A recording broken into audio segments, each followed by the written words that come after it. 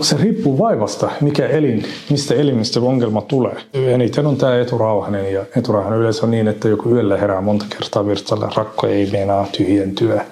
Ja sitten kun virtsaa, niin kokee, että virtsan suihku on huono. Sitten joillakin on niin, että ei pysty pidättämään. Kun tulee tämmöinen virtsahätä, niin heti pitää virtsata. Ja jos on tämmöinen virtsaamisen oire, yöllä herää monta kertaa, päivällä käy tiheästi, virtsasuihku on huono. Jos rakko ei kunnolla tyhjene ja virtsa jää rakkoon jonkin aikaa, niin sitten bakteerit käyttää sitä hyväkseen ja sitten tulee virtsatietulehdus. Yleensä jos miehellä on virtsatietulehdus, niin se on jotenkin joku tämmöinen, että virtsa ei meinaa kulkea.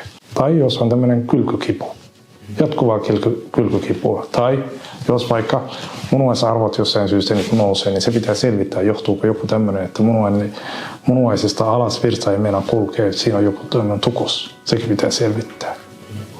Että näitä oireita, jos on virtsaoireita, niin pitää hakeutua. Ja täytyy muistaa sitten, että eturauhasen liikaa kasvun oireet ja eturauhasen syövän oireet, niin on melkein samanlaisia alussa.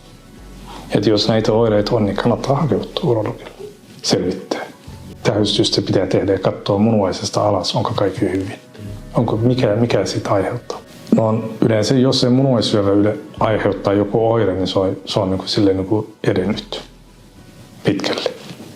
Että yleensä sattuma, joku selkää kuvataan tai vatsaa kuvataan tai joku muun vaivan takia lähdetään selvittelemään. Sitten on, että tuossa munuaisella joku tämmöinen, että mikä se on.